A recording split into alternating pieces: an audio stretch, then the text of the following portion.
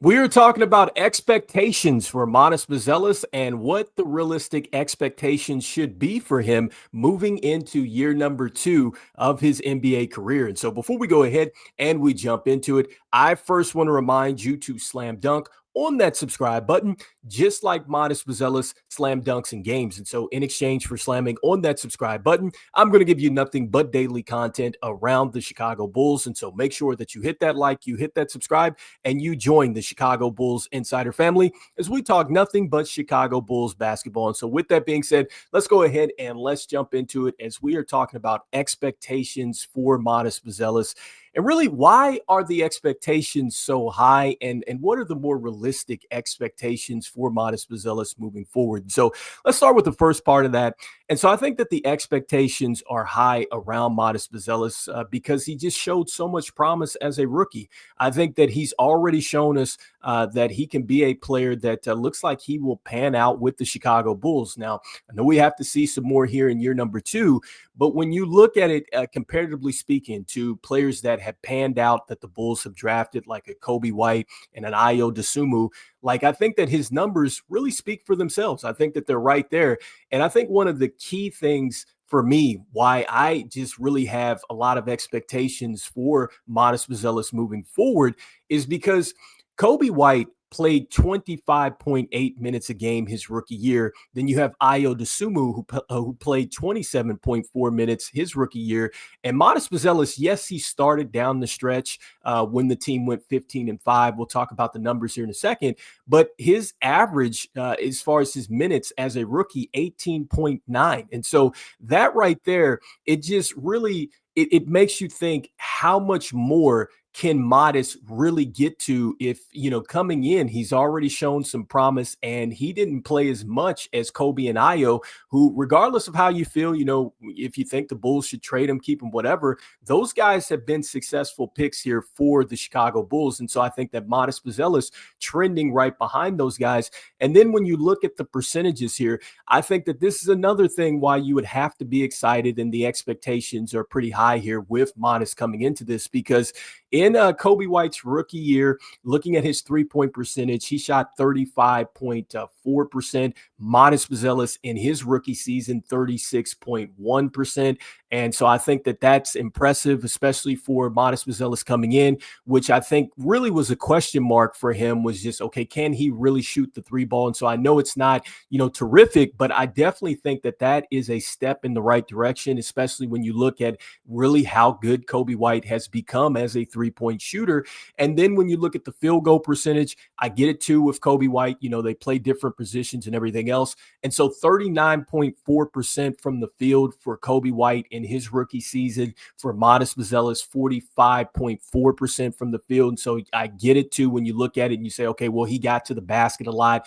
He got a lot of, points off assists and stuff like that. I get all that. But still, coming in with the limited minutes that he had and the limited role, and then he just really expanded like that. I thought that he took off and he did well for himself. And then when you look at the free throw percentage, I think that that is another indication of just really where you could look at Matas Buzelis and say, okay, man, if he can just get some more to his game, which I think he can, and get to the free throw line, he'll really make teams pay, because he shot 81.5% from the free throw line his rookie season. When you look at that comparatively speaking to Ayo and then Kobe, look, 67.9% for Ayo and 79.1% for Kobe. And so again, just comparing Matas here to players that, again, have been successful for this team, just as draft selections. And so, I think that that is why the expectations have to be high, because it already looks like the Bulls have something. And so when we're talking about now, what are the more realistic expectations for him moving forward with his career and just really this upcoming season, I think that Matas Buzelis can go and be a player that averages 16 to 20 points a game this season. When you look at the last half of the season where he started, he averaged 13 points a game, 4.5 rebounds, and 1.9 assists. And so when you're talking about, getting to 16 points, that's only a 3-point difference there. If you're talking about 20 points, that's a 7-point increase. Yes. And so that right there would be, okay, he's simply getting a chance to be a little bit more of a creator. He gets a chance chance now to kind of go to his bag a little bit more, and he's just going to take more opportunities. I think that when you saw Matas first come in, he was the guy that was just standing in the corner. And then as he got comfortable, I thought that you saw him kind of get to the lane and, kind of get to the rim, and he'd do a little bit more stuff with the step throughs and stuff like that. So I could see where the points increase there. And with the rebounds, I think that this is something that naturally increases because he has the athleticism. He already went out there and had 4.5 rebounds. And so I could see him easily adding a couple more rebounds a game. So 6 to 8 rebounds. And then the 3 to 4 assists that I have him down for, that is simply going to come down to, okay, how much better has he gotten as a ball handler? And so that is something that we had heard about. That's something that he wanted to display at the Summer League. And he got really just a taste of what the defenses are going to do to him. And so I think that he's going to be fine because now you think about that. That was the Summer League setting. You're going to be out there, and we're presuming with Josh Giddey, then with Kobe White and just the other starters out there. You're not going to be able to just kind of press up on Matas Buzelis like that because the Bulls obviously have their star players out there. And so I think it's just a matter of Matas Buzelis now utilizing the skills that he's developed here over the summer, and then now getting to places where the defense has to commit and you can find other teammates, because I do think that Matas Buzelis is the type of guy that is unselfish, and he is going to find players as long as you're cutting and in the right spots and things like that. So I think that that's where the assists are going to go up. Now, a little bit more as into the expectations for Matas Buzelis. I have it down to 3 different kind of things that you could turn into as a player. And so I think that, you can turn into a franchise player, right? You can turn into, I think, a player that changes the direction of a team.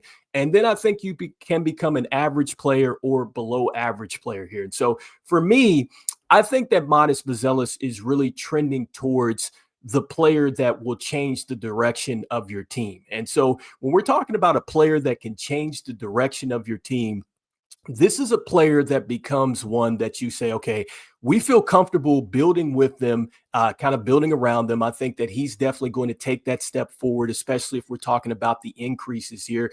And then the next thing I think that he really does is he would actually make the path that the Bulls are on a bit more valid. I think that that right there would be, something that AK in the front office can say, okay, look, we know what we're doing with the draft pick here. And so we got a selection in Matas Buzelis. You would hope that this same thing happens for Noah Asingay. I've said that several times on the show. But with this hit here, now you can say, okay, we know what we need to look for and everything else, and we can continue to build off that. So I think it kind of validates what the team would want to do with their plan there. And then as far as your identity, this is something where I think that it's just not necessarily measured in stats, but I think about it like this. And so when you look at like a franchise player, you have guys that, and I'm talking about in their prime. So like a LeBron James, you have, players that are certainly in their prime right now. SGA, the Joker, Steph Curry, obviously Giannis, right? Like those are like franchise type of players that just, they can carry a franchise. They're going to attract stars. These are players that just make everybody around them better. And you just know that, look, every time that they're on the court, you have a chance at a title.